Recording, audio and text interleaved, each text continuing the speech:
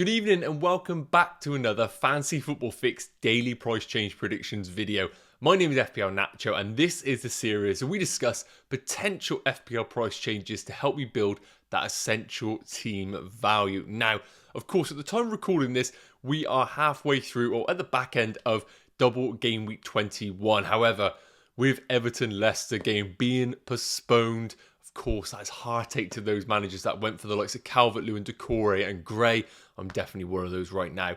We have only got 2 fixtures left of game week 21. So this video is going to be looking ahead to the double game week 22. And in particular, some of the most important players that you should be targeting right now. So do be sure to tune in to this video. And as always, guys, if you want to support the channel, make sure you like the video, hit that subscribe button and that notification bell so you don't miss a thing. And as always, all the information is taken from fantasyfootballfix.com, the leading FPL platform. So if you want to win those mini leagues or improve that overall rank, be sure to head over to fantasyfootballfix.com.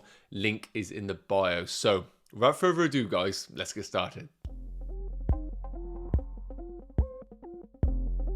Okay guys, so first and foremost, this is a price change predictions video. So we're going to quickly touch on those potential FPL price changes. Now, of course, all of the detailed information is around me on the graphics, so be sure to check those out. We have the most transferred in, the average daily totals, etc. So make sure you check those out. But first up, the player that's potentially rising in price tonight is going to be Liverpool's Diogo Jota. Always pronounce that second name wrong, but currently priced at 8.2 million, predicted to rise to 8.3 million tonight. He has crossed that 100% threshold. Now, of course, wildcards never being activated don't contribute towards FPL price changes, so that might skew the progress bar a little bit. But if you are in the market for Diogo Jota and you can't afford to go closer to the deadline, tonight might be the time to make that transfer. However, as always, guys, with still a few games to happen in game weeks 21, I really do urge caution when you are making transfers, as anything can happen. And we saw that with even the cancellation of some games recently. Now, Sarr, another one who's potentially rising in price tonight, Wolves' goalkeeper, been in brilliant form so far this season, currently priced at 5.1 million, potentially rising to 5.2 million. Now, this one's going to be really close. It's just over the 100% progress bar, rising at 0.2% per hour. I think this one's going to be touch and go. You might be able to let this one slip, but again, similar to the Jota situation, if you don't want to take any risks whatsoever, it might be worth looking at him longer term and getting that in tonight. Now, the third one that's potentially rising in price is going to be West Ham's Antonio. Now, another player that has a fixture in game week 21 before double game week 22. Obviously, West Ham, a team that aren't having a double in the 22, but he has his second fixture of game week 21. So again, if you are a manager right now in the market for Antonio, I would really urge caution bringing him in when he still has one more fixture before this deadline. So I really think it is definitely worth just letting this price rise happen if it does so, and watching him in that game to see if he does get through it, because we know he is sometimes injury prone. Now, there's only a few potential price fallers going into tonight, and really 2 players that aren't really necessarily FPL assets as we speak. Cornet at Burnley, who's obviously gone to AFCON at 0.5% ownership, and he might fall to 5.8 million tonight. Again, not really affecting too many managers. And Ben Foster in goal at Watford, 17.8% ownership, might fall to 4 million tonight. So it could be a nice pickup in a month's time, maybe when he returns from his injury, for managers that are potentially looking for a cheap second goalkeeper in their squads. Now, while these 2 players I'm about to mention aren't predicted to rise in price tonight, both Maddison and Mason Mount are 2 of the highest rising players per hour as we speak, at 0.5% per hour. Now, of course, with the Leicester game being postponed in the second half of this game week 21, that is going to put a bit of caution about Leicester assets going forward. But with a favourable double game week 22, Maddison is clearly a very, very appealing asset with his recent form and fixtures coming up. And Mason Mount, although he does have blanks coming up with his double game week, and a player who does usually get guaranteed game time in this Chelsea team, looks like a nice option to pick up at 7.7 million. But they are looking like 2 days away from a potential price rise. So, as I mentioned, guys, let's take a deep dive into double game week 22 and look at some of the players I would target going into this deadline. Right, guys, so first off, we're going to kick off with some Son replacements. Now, at the time of recording right now, Son has suffered a muscle injury, which is likely to rule him out for the double game week 22, which is a massive, massive shame for owners and even FPL managers that didn't own him, because with Salah going to AFCON, he was a very easy sideways move to an asset that has been producing so well so far this season and looking equally good under Conte at Spurs. Even though Spurs aren't necessarily lighting up the world, Son is still such a dependable FPL asset. And with him likely to be out for double game week 22, managers are having to look elsewhere to bring in other assets.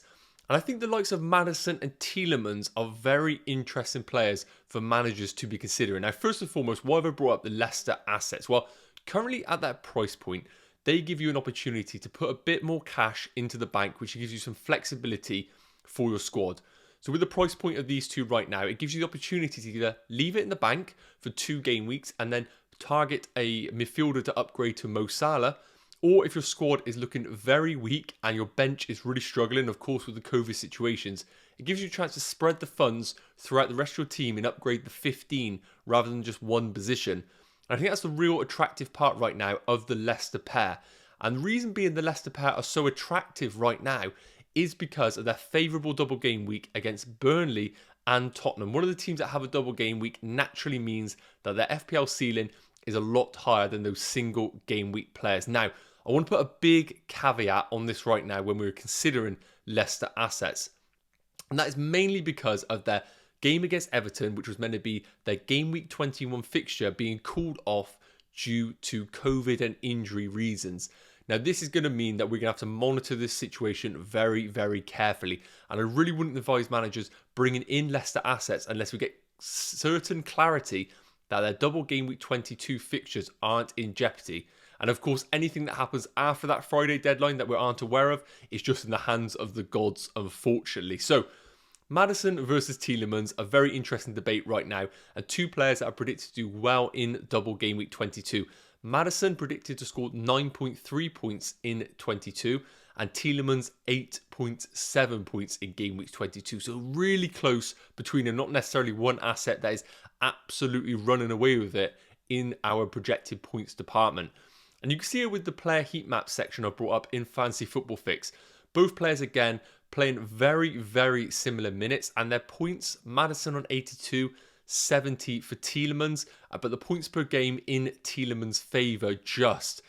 Now, it's really interesting to see these two in comparison because effectively they're players that play in slightly different roles. Tielemans more in the centre mid role alongside someone like Ndidi or Sumare, and Maddison operating more in the centre attacker mid role or even up front alongside Vardy from time to time. But of course, with the injuries that Leicester are currently suffering with Jamie Vardy, with Daka and Ian Nacho out at AFCON, it does really make Maddison an appealing asset because naturally in a team, he is the more attacking asset in terms of the formation.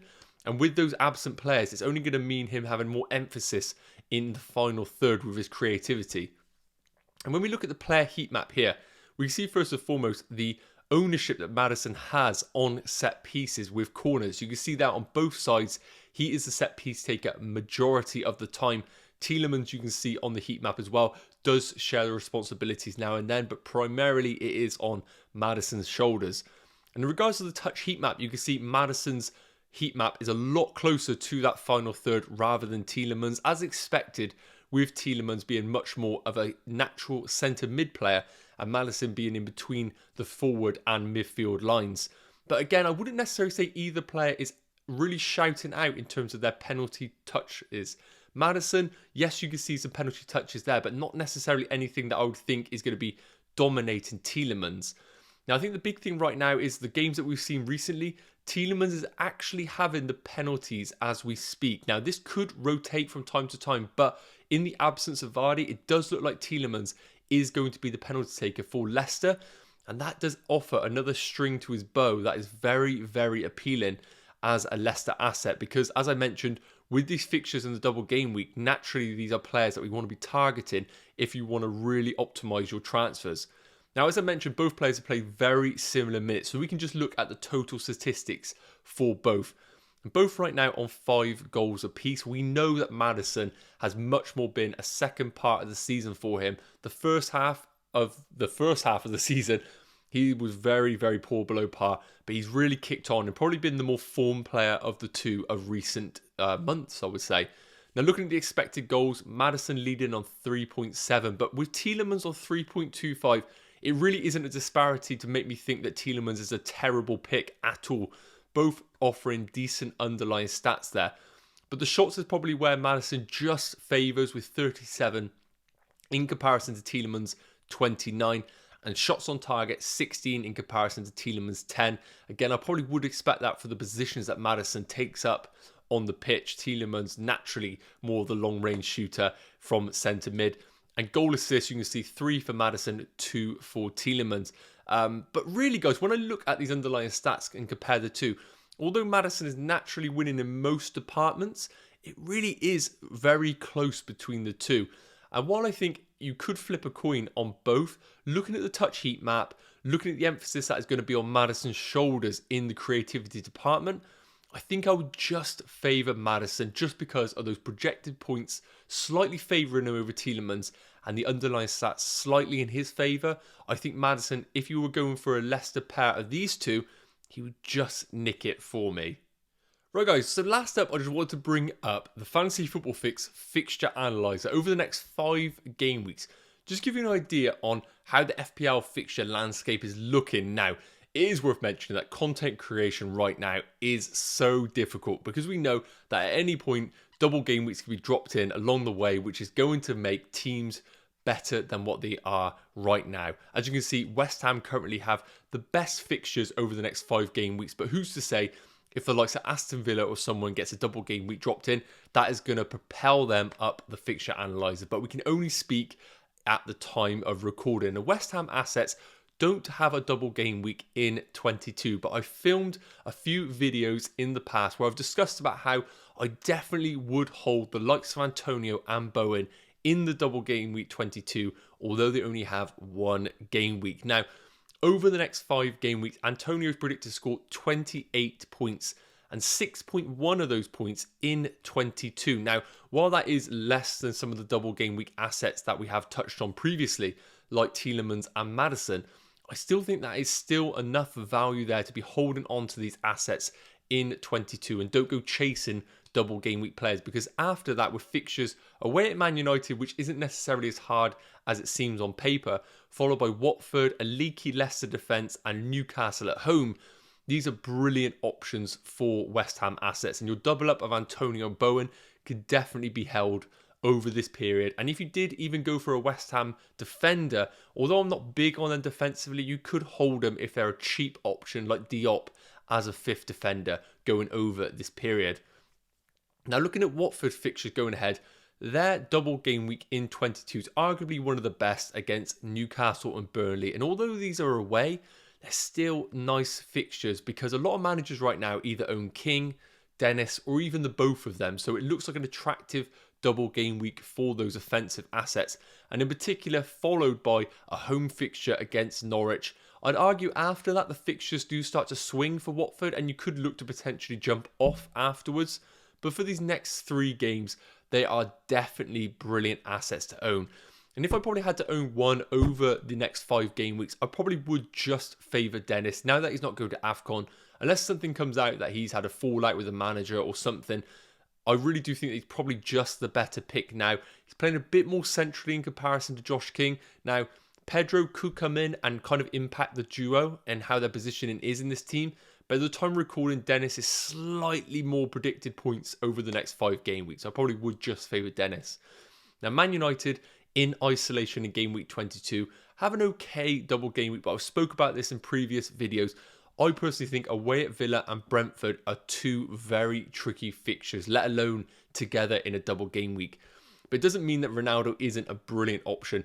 In game week 22 alone, he is predicted to score 12.1 points, which is by far more than any other asset. I believe Maddison is second on that list at 9.3. So you can see the disparity there. He is by far head and shoulders the best asset for double game week 22. And the theme continues actually over the next 5 game weeks. Predicted to score 38.5 points over these 5 fixtures. He is by far the best FPL asset from projected points perspective. It's just whether you can pay that premium amount of money in that front line to afford him and still have a bit of cash in the bank to potentially go for Mo Salah later down the line. It really depends on your strategy. And if you are really a differential kind of manager going for a few punts or even playing your free hit in game week 22, I think Fernandes could be a shrewd pick. Predicted to score 8.6 points in game week 22. I really wouldn't consider him for the longer term. He really doesn't justify his price point. But as a nice differential in a free hit team, I don't mind him in game weeks 22.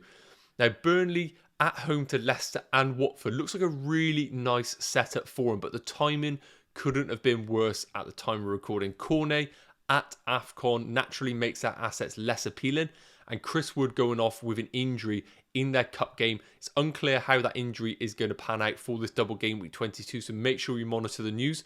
But if he is out, that really doesn't make any of the assets naturally attractive. And after this double game week, awful fixtures. So I would probably urge to avoid Burnley assets, as it looks like it's just be a transfer waiting to happen. And after that, some of the usual suspects: Villa, Liverpool, Everton assets. If you're sat there with Calvert-Lewin, I still think he could be a nice pickup later down the line with these fixtures coming up. And of course, Liverpool assets are always going to be brilliant value going forward. I do like the Brighton assets in this double game week against Crystal Palace and Chelsea. Someone like Trossard could be like a brilliant differential, followed by Leicester, who have proven to be very leaky defensively. But with that blank in game week 24, followed by Watford and Burnley, which look really appealing, I would just urge your managers, if you are going for a Brighton asset, just make sure your squad can handle that blank game week in 24. But that's just a quick roundup of the fixtures coming up over the next 5 game weeks. I'm sure this is going to be outdated very quickly when we get doubles or blanks thrown into the mix due to COVID. But hopefully that just gives you a bit of an idea on who to target going forward. Right guys, that's going to wrap up today's Fantasy Football Fix price change predictions video. I really hope that has provided a little bit of value going into this double game week 22. It is absolutely carnage right now in FPL. Trying to predict things is incredibly hard, so you just got to take each game week as it comes, roll with the punches, and hopefully we can provide just a little bit of value to help you along the way. So as always, if you did enjoy the video, make sure to like it, hit that subscribe button and that notification bell so you don't miss a thing. And I really do urge you managers to check out fantasyfootballfix.com to upload your squad for free to get access to all of the free tools available, and even check out our premium membership to get access to some of the tools that I showed you in this video. All the links are in the bio. So as always guys, make sure you take care. I will see you in the next video. See you soon. Cheers.